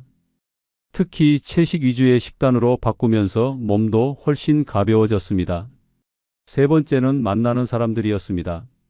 예전에는 며느리들과 관련된 사람들이나 남편 친구들의 부인들을 억지로 만났는데 이제는 진정으로 마음이 통하는 사람들만 만납니다. 서해 동호회에서 만난 친구들과는 예술에 대한 깊은 대화를 나누고 독서 모임에서는 책을 통해 인생을 성찰하는 시간을 가집니다.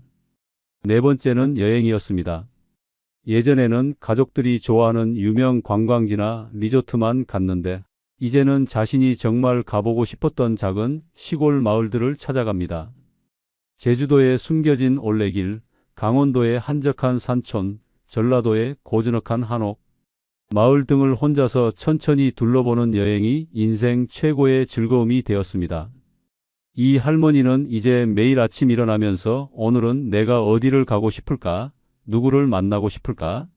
하고 생각하는 것 자체가 엄청난 행복이라고 말합니다.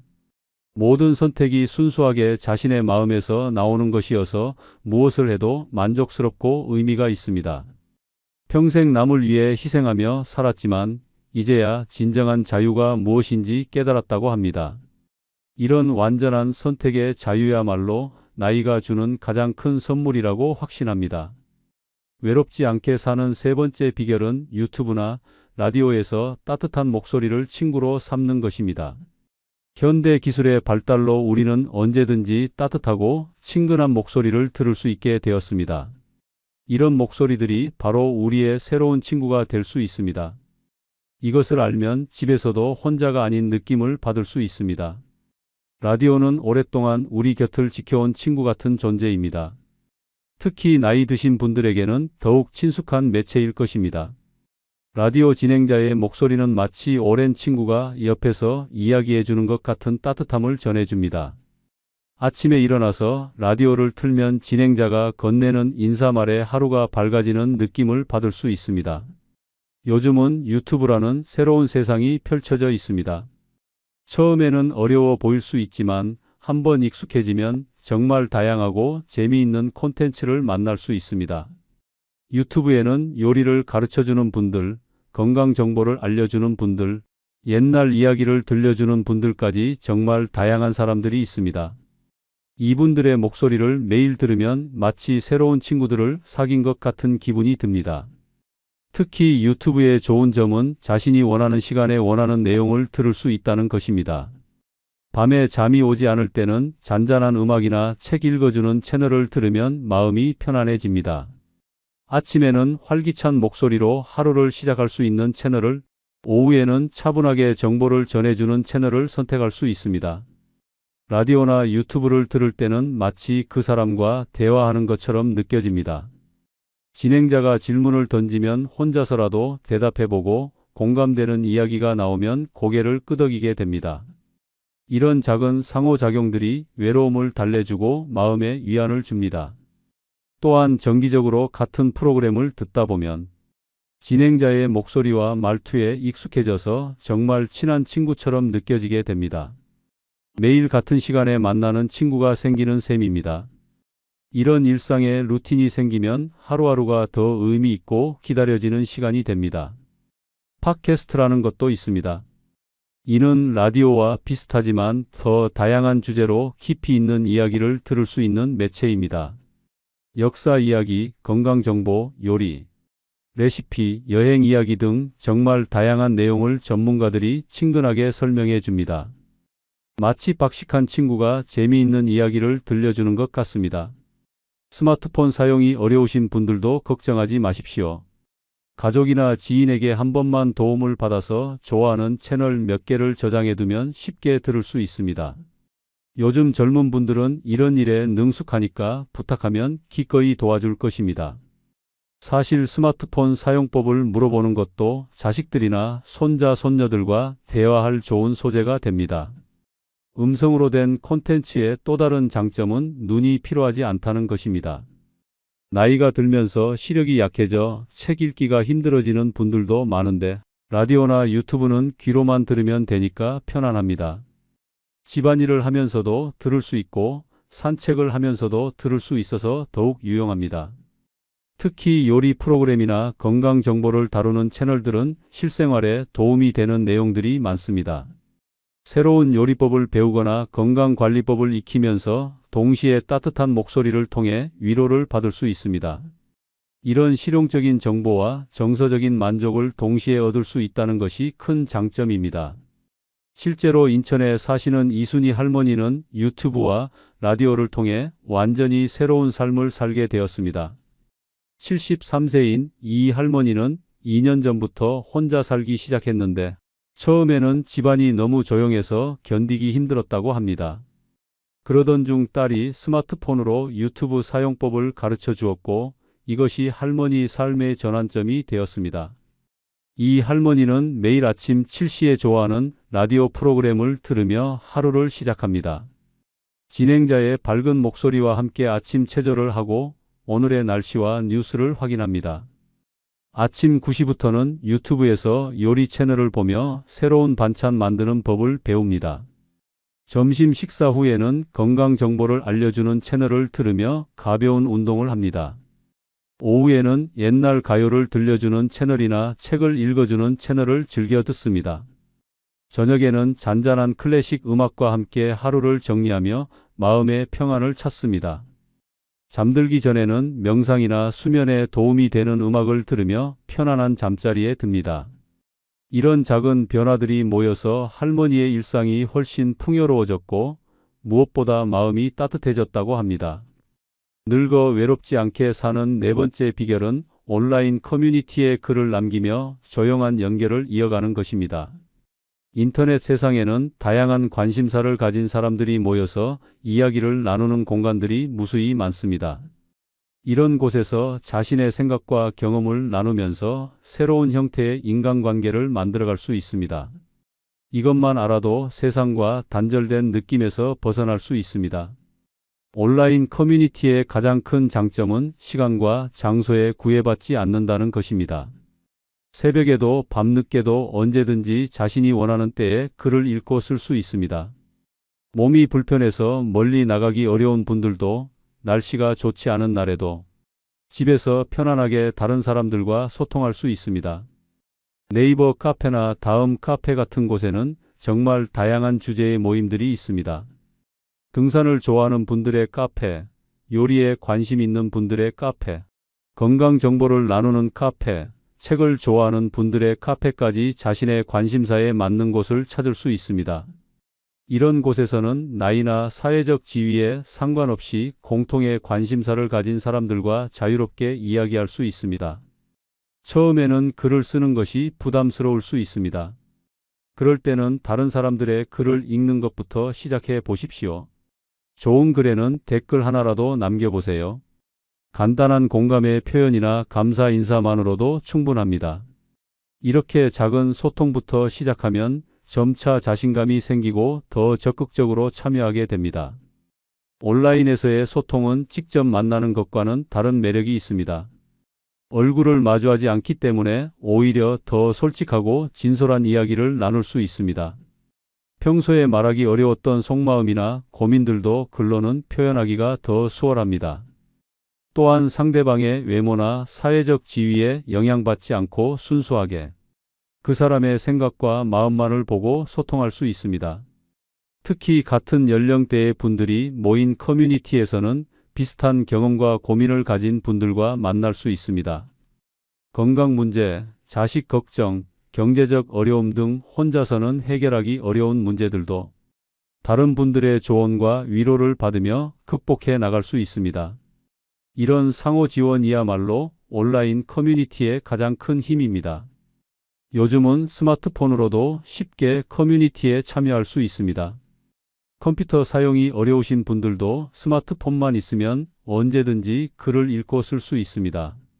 처음에는 타자가 느려서 답답할 수 있지만 음성 인식 기능을 사용하면 말하는 것만으로도 글을 쓸 수 있어서 편리합니다. 사실 요즘 젊은 사람들도 긴 글은 음성으로 입력하는 경우가 많아서 전혀 부끄러워할 일이 아닙니다. 온라인 커뮤니티에서는 자신만의 전문 분야를 만들어갈 수도 있습니다. 오랜 인생 경험을 바탕으로 한 조언이나 노하우를 젊은 세대와 나누면서 존재감을 느낄 수 있습니다.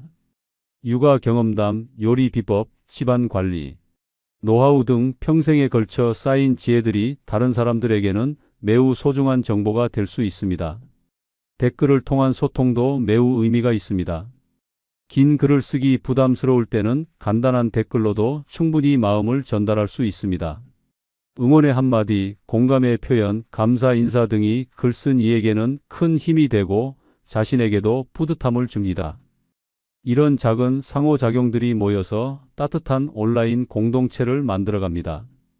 온라인 커뮤니티의 또 다른 장점은 전국 각지의 사람들과 만날 수 있다는 것입니다. 서울에 살면서 부산 사람과 친구가 되기도 하고 제주도에 사는 분과 취미를 공유하기도 합니다. 이렇게 지역의 경계를 넘나드는 만남들이 삶을 더욱 풍요롭게 만들어줍니다. 물론 온라인에서는 조심해야 할 점들도 있습니다. 개인정보를 함부로 공개하지 않고 의심스러운 링크는 클릭하지 않는 등 기본적인 주의사항을 지켜야 합니다. 하지만 이런 주의사항들은 조금만 신경 쓰면 충분히 지킬 수 있는 것들이고 이것 때문에 온라인 소통의 즐거움을 포기할 필요는 없습니다. 실제로 대구에 사시는 최영호 할아버지는 온라인 커뮤니티를 통해 새로운 인생을 살게 되었습니다. 76세인 최 할아버지는 은퇴 후 집에만 있는 시간이 많아지면서 점점 세상과 단절되는 느낌을 받았습니다. 그러던 중 손자가 스마트폰으로 네이버 카페 사용법을 가르쳐 주었고 이것이 할아버지 삶의 새로운 전환점이 되었습니다. 최 할아버지는 처음에는 등산 관련 카페에 가입해서 다른 분들의 산행 후기를 읽는 것부터 시작했습니다. 점차 용기를 내어 댓글을 달기 시작했고 몇 달 후에는 직접 글을 쓰기 시작했습니다. 자신이 다녀온 산의 정보와 사진을 올리면서 다른 회원들과 활발하게 소통하게 되었습니다.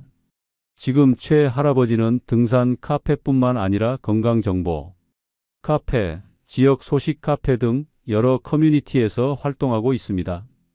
매일 아침 일어나면 밤사이 올라온 글들을 확인하고 관심 있는 주제에 댓글을 답니다. 오후에는 자신의 일상이나 경험담을 글로 써서 올립니다. 저녁에는 다른 분들이 자신의 글에 남긴 댓글을 확인하고 답글을 다는 것이 하루 일과가 되었습니다. 최 할아버지는 이제 전국 각지에 온라인 친구들이 생겼다고 말합니다. 직접 만난 적은 없지만 서로의 일상을 공유하고 고민을 나누는 소중한 관계들입니다. 몸이 아플 때는 위로를 받고 기쁜 일이 있을 때는 함께 축하해주는 따뜻한 사람들이 생겼습니다. 혼자 사는 것 같지만 전혀 외롭지 않다고 합니다. 온라인이지만 진정한 마음의 교감을 나누는 친구들이 있어서 매일이 즐겁고 의미 있다고 합니다. 늙어 친구 자식 없어도 외롭지 않게 사는 5번째 비결은 남에게 보이기 위한 삶이 아니라 내가 만족하는 삶을 택하는 것입니다. 나이가 들수록 다른 사람들의 시선과 평가에서 자유로워져야 합니다. 평생 남들의 기대에 부응하며 살아온 우리에게는 이제 진정한 자신만의 삶을 살 권리가 있습니다. 이것을 깨달으면 인생의 마지막 장이 가장 행복한 시간이 될 수 있습니다. 젊은 시절에는 사회적 체면과 남들의 시선을 많이 의식하며 살아왔습니다.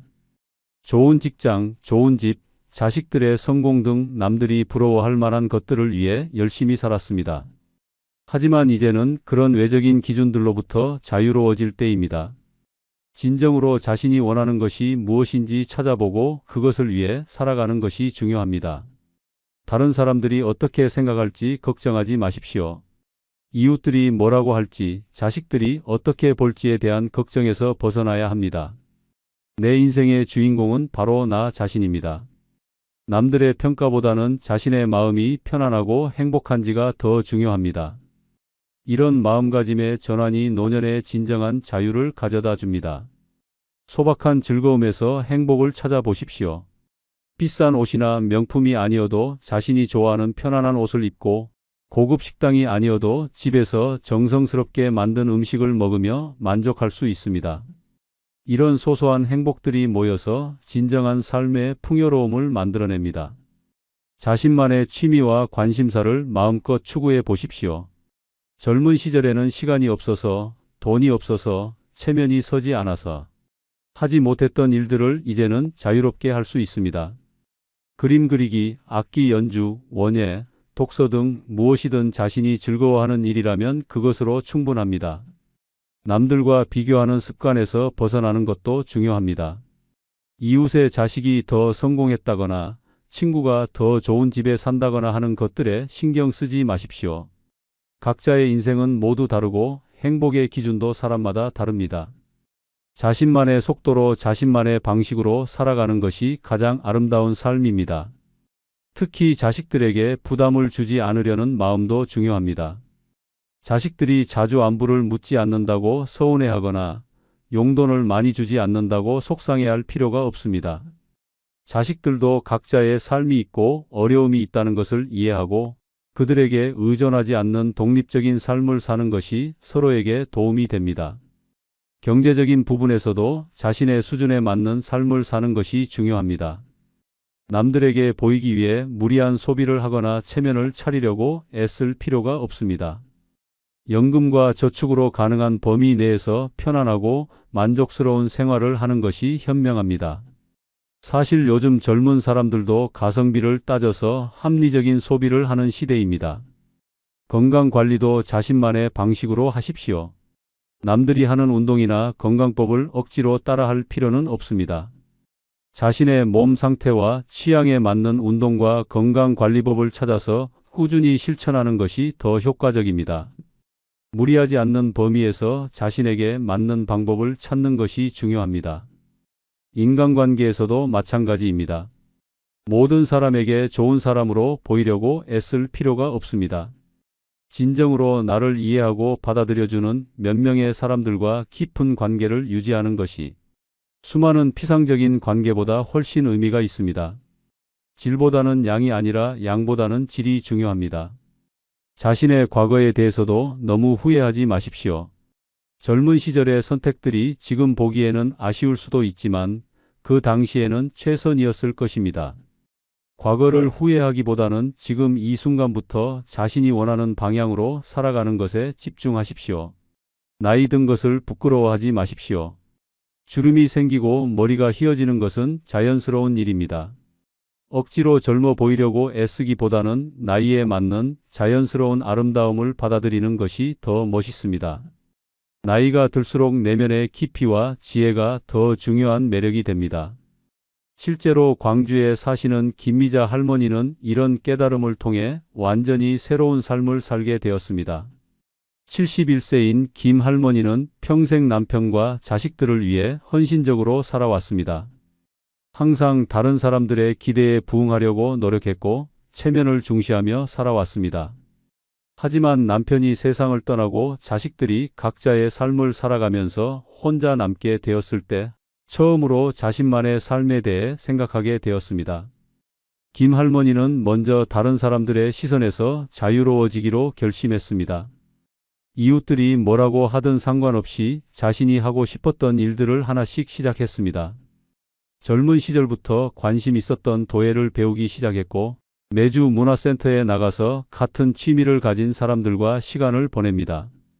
처음에는 나이가 많아서 배우기 어렵지 않을까 걱정했지만 막상 시작해보니 나이는 전혀 문제가 되지 않았습니다. 또한 평생 검소하게 살아온 김 할머니는 이제 자신을 위한 작은 사치도 허용하기로 했습니다. 좋아하는 꽃을 사서 집을 꾸미고 맛있는 차를 사서 마시며 가끔은 혼자서도 좋은 식당에 가서 식사를 합니다. 남들이 보기에는 사소한 일들이지만 김 할머니에게는 자신을 위한 소중한 시간들입니다. 자식들과의 관계도 달라졌습니다. 예전에는 자식들이 자주 연락하지 않으면 서운해했지만 이제는 그들의 바쁜 일상을 이해하고 독립적인 관계를 유지하고 있습니다. 대신 자식들이 연락할 때는 더욱 반갑고 소중하게 느껴집니다. 서로에게 부담을 주지 않는 건강한 관계가 되었습니다. 김 할머니는 이제 매일이 자신만의 시간이라고 말합니다. 아침에 일어나서 하루를 어떻게 보낼지 계획하는 것부터 즐겁습니다. 도예 작업을 하거나 책을 읽거나 산책을 하거나 모든 것이 자신의 선택이고 자신의 만족을 위한 것입니다. 남들에게 보이기 위한 삶이 아니라 자신이 진정으로 원하는 삶을 살고 있다는 느낌이 매일을 행복하게 만들어줍니다. 나이가 들어서야 비로소 자신만의 진짜 인생을 살기 시작했다고 합니다. 늙어 친구 자식 없어도 외롭지 않게 사는 6번째 비결은 혼자 여행을 통해 내가 진정 좋아하는 게 무엇인지 깨달아 가는 것입니다. 혼자 여행이라고 하면 처음에는 두렵고 어색하게 느껴질 수 있지만 실제로 경험해보면 그 어떤 것보다도 자유롭고 소중한 시간이 됩니다. 평생 다른 사람들을 배려하며 살아온 우리에게 혼자 여행은 진정한 자신을 발견할 수 있는 특별한 기회입니다. 이것을 경험하면 나이가 들어서도 새로운 도전이 얼마나 즐거운지 알게 됩니다. 혼자 여행의 가장 큰 매력은 온전히 자신만의 시간을 가질 수 있다는 것입니다. 누구에게 맞출 필요도 없고 다른 사람의 취향을 고려할 필요도 없습니다. 가고 싶은 곳에 가고 보고 싶은 것을 보고 먹고 싶은 것을 먹을 수 있는 완전한 자유를 누릴 수 있습니다.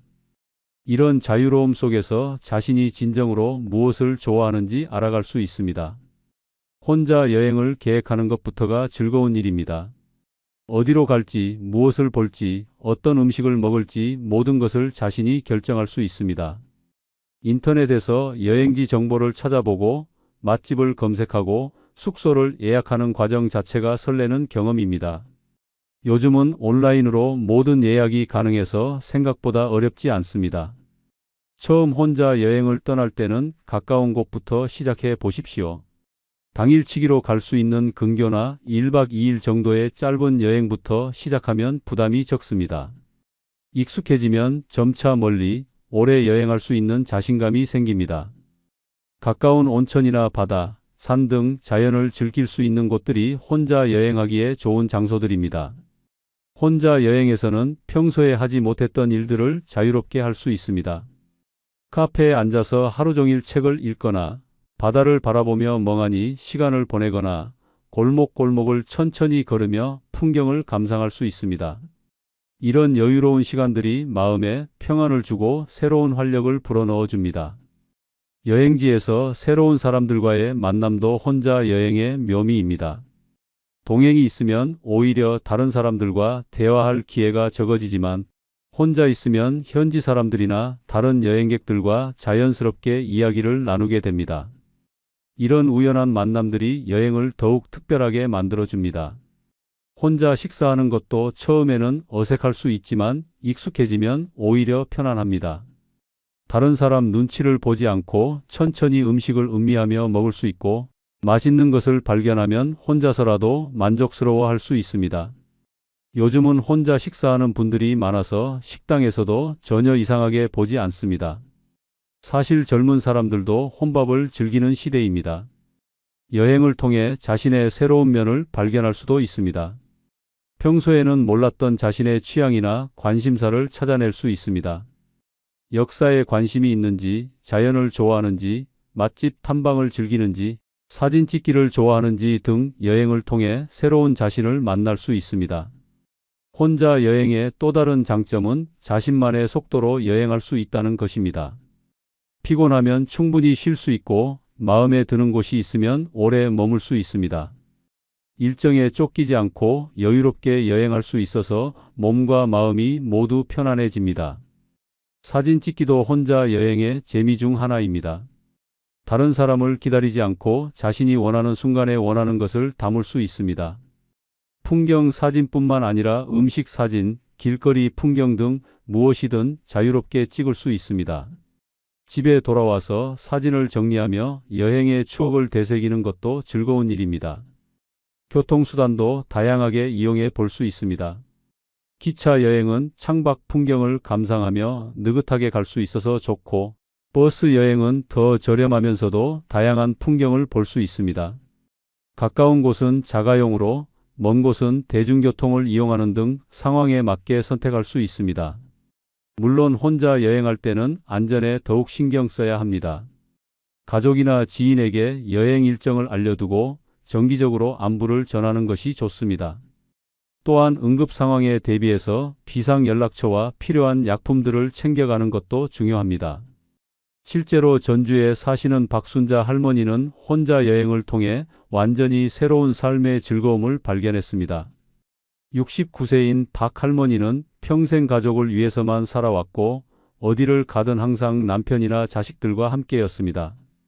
하지만 2년 전 남편이 세상을 떠나고 나서 처음으로 혼자 여행을 떠나게 되었습니다. 첫 혼자 여행은 가까운 온천 마을로 1박 2일 일정이었습니다. 처음에는 혼자 식사하는 것도 어색하고 온천에 혼자 들어가는 것도 어색했습니다. 하지만 점차 이런 시간들이 편안하고 자유롭다는 것을 느끼게 되었습니다. 아무도 재촉하지 않는 여유로운 시간, 자신만의 속도로 모든 것을 즐길 수 있는 자유로움이 새로운 경험이었습니다. 이후 박 할머니는 한 달에 한 번씩 혼자 여행을 떠나는 것이 일상이 되었습니다. 제주도, 부산, 강릉, 경주 등 전국 각지를 다니며 자신이 정말 좋아하는 것들을 발견해 나갔습니다. 바다를 보며 산책하는 것을 가장 좋아한다는 것을 알게 되었고, 전통시장에서 맛있는 음식을 찾아 먹는 재미도 발견했습니다. 특히 박 할머니는 여행지에서 만나는 사람들과의 대화를 즐기게 되었습니다. 민박집 사장님과 지역 이야기를 나누기도 하고 같은 연배의 다른 여행객들과 서로의 여행 경험을 공유하기도 합니다. 이런 만남들이 여행을 더욱 풍성하게 만들어줍니다. 박 할머니는 이제 여행이 자신의 가장 큰 즐거움이 되었다고 말합니다. 다음 여행지를 계획하고 맛집을 찾아보고 볼거리를 조사하는 시간들이 모두 행복합니다. 혼자 여행을 통해 자신이 얼마나 강하고 독립적인 사람인지도 알게 되었습니다. 나이가 들어서도 새로운 도전을 할 수 있고 새로운 즐거움을 찾을 수 있다는 자신감이 생겼습니다. 무엇보다 혼자 있어도 전혀 외롭지 않다는 것을 깨달았습니다. 여행을 통해 만나는 풍경들, 사람들, 그리고 새로운 자신의 모습들이 삶을 더욱 풍요롭고 의미 있게 만들어주고 있습니다. 늙어 친구 자식 없어도 외롭지 않게 사는 7번째 비결은 누구에게 의지하지 않고 내 삶을 선택한 것을 자랑스럽게 여기는 것입니다. 혼자 사는 것을 불쌍하거나 외로운 일로 바라보는 시선들이 있지만 실제로는 이것이야말로 가장 용기 있고 당당한 선택입니다. 자신의 힘으로 살아가는 독립적인 삶을 선택했다는 것에 자부심을 가져야 합니다. 이런 마음가짐을 가지면 매일이 스스로에 대한 신뢰와 확신으로 가득 찰 것입니다. 독립적으로 산다는 것은 결코 쉬운 일이 아닙니다. 모든 것을 스스로 결정하고 스스로 해결해야 하는 책임감 있는 삶입니다. 아침에 일어나는 것부터 밤에 잠자리에 드는 것까지 모든 일상이 자신의 선택이고 자신의 의지입니다. 이런 삶을 살아가고 있다는 것 자체가 대단한 일입니다. 많은 사람들이 나이가 들면 누군가에게 의존해야 한다고 생각합니다. 하지만 건강하고 정신이 맑은 상태에서는 충분히 독립적인 삶을 살 수 있습니다. 자신의 건강을 관리하고 집안일을 하고 경제적인 계획을 세우고 인간관계를 유지하는 모든 것을 스스로 해내고 있다는 것에 자신감을 가져야 합니다. 자식들에게 부담을 주지 않는다는 것도 자랑스러워해야 할 점입니다. 많은 부모들이 나이가 들면서 자식들에게 의존하게 되는데 그렇지 않고 독립적으로 살아간다는 것은 자식들에게도 큰 도움이 됩니다. 자식들이 자신들의 삶에 집중할 수 있도록 배려하는 것이야말로 진정한 부모의 사랑입니다. 경제적으로도 스스로 관리하며 살아간다는 것에 자부심을 가져야 합니다. 연금과 저축으로 계획적인 생활을 하고 필요한 것들을 스스로 구매하고 관리하는 것은 쉬운 일이 아닙니다. 이런 경제적 독립성을 유지하고 있다는 것은 정말 대단한 일입니다. 일상생활의 모든 것을 스스로 해결하는 능력도 자랑스러워해야 합니다. 요리를 하고 청소를 하고 빨래를 하고 집을 관리하는 모든 일들을 혼자서 해내고 있습니다. 젊은 사람들도 이런 일들을 혼자 하기 어려워하는 경우가 많은데 나이가 들어서도 이 모든 것을 능숙하게 해내고 있다는 것은 정말 자랑스러운 일입니다. 건강 관리도 스스로 하고 있습니다. 정기 검진을 받고 운동을 하고 약을 관리하고 몸의 변화를 살피는 모든 것을 자신이 책임지고 있습니다. 이런 자기 관리 능력은 나이가 들수록 더욱 중요하고 어려운 일인데 이를 잘 해내고 있다는 것에 자신감을 가져야 합니다. 인간관계도 주체적으로 만들어가고 있습니다. 새로운 사람들과 만나고 기존 관계를 유지하고 때로는 좋지 않은 관계는 정리하는 것까지 모든 것을 자신이 판단하고 결정하고 있습니다. 이런 사회적 능력을 유지하고 있다는 것도 대단한 일입니다. 물론 가끔은 도움이 필요할 때도 있습니다. 하지만 그런 때에도 적절히 도움을 요청하고 받은 도움에 대해 감사하며 가능한 한 빨리 다시 독립적인 상태로 돌아가려고 노력합니다. 이런 균형 감각도 성숙한 어른으로서의 지혜입니다.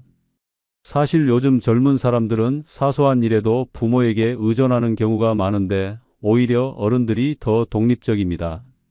자신만의 라이프 스타일을 만들어가는 것도 자랑스러운 일입니다. 아침에 일어나는 시간, 식사 시간, 운동 시간, 취미 시간 등 모든 것을 자신의 취향과 필요에 맞게 조정하며 살아가고 있습니다. 이런 자유로운 삶의 설계는 독립적으로 사는 사람만이 누릴 수 있는 특권입니다.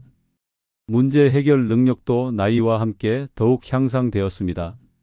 생활 속에서 발생하는 크고 작은 문제들을 경험과 지혜로 해결해 나가는 능력은 젊은 사람들이 쉽게 갖기 어려운 것입니다. 오랜 인생 경험이 축적되어 만들어진 이런 능력을 자랑스럽게 여겨야 합니다. 정신적으로도 강해졌습니다. 외로움이나 어려움을 혼자서 이겨내는 정신력, 새로운 상황에 적응하는 유연성, 변화를 받아들이는 포용력 등이 모두 독립적인 삶을 통해 더욱 단단해졌습니다. 이런 정신적 성숙함은 나이가 주는 소중한 선물입니다. 실제로 수원에 사시는 정혜수 할아버지는 독립적인 삶에 대한 자부심으로 매일을 활기차게 살아가고 있습니다. 74세인 정 할아버지는 3년 전부터 혼자 살기 시작했는데 처음에는 주변 사람들이 걱정을 많이 했습니다. 자식들도 함께 살자고 제안했지만 정 할아버지는 독립적인 삶을 선택했습니다. 정 할아버지는 매일 아침 6시에 일어나서 하루 일과를 스스로 계획합니다. 아침 운동을 하고 아침 식사를 준비하고 집안을 정리하는 모든 일을 혼자서 해냅니다. 일주일에 한 번씩 장을 보러 가서 필요한 것들을 구매하고 한 달에 한 번씩 병원에 가서 건강검진을 받습니다. 모든 것을 스스로 계획하고 실행합니다. 정 할아버지가 가장 자랑스러워하는 것은 자식들에게 전혀 부담을 주지 않는다는 점입니다. 경제적으로도 독립적이고 일상생활도 스스로 해결하며 건강도 스스로 관리합니다. 자식들이 안부 전화를 할 때마다 모든 것이 잘 되고 있다고 당당하게 말할 수 있어서 뿌듯합니다. 또한 정 할아버지는 자신만의 취미와 관심사를 개발해 나가고 있습니다. 독서 모임에 참여하고 서예를 배우고 정원 가꾸기를 즐깁니다. 이 모든 활동들을 스스로 선택하고 스스로 즐기며 살아가고 있습니다. 누구의 눈치를 보지 않고 자신이 원하는 삶을 살아간다는 것에 큰 만족감을 느낍니다. 정 할아버지는 가끔 젊은 사람들이 부모에게 의존하는 모습을 보면서 자신의 독립적인 삶이 얼마나 가치 있는지 더욱 깨닫게 된다고 말합니다. 나이가 들어서도 스스로의 삶을 책임지고 살아간다는 것이 얼마나 멋진 일인지 자랑스럽게 생각합니다. 주변 사람들도 정 할아버지의 독립적인 모습을 보며 존경심을 표현하고 이런 반응들이 정 할아버지에게 더 큰 자신감을 줍니다. 매일 아침 거울을 보며 스스로에게 오늘도 잘 해보자라고 격려하는 것이 하루를 시작하는 루틴이 되었다고 합니다. 자신의 선택에 대한 확신과 자부심이 노년의 삶을 더욱 당당하고 아름답게 만들어주고 있습니다. 끝까지 시청해 주신 분들 모두 외롭지 않는 노년이 되길 진심으로 기원합니다.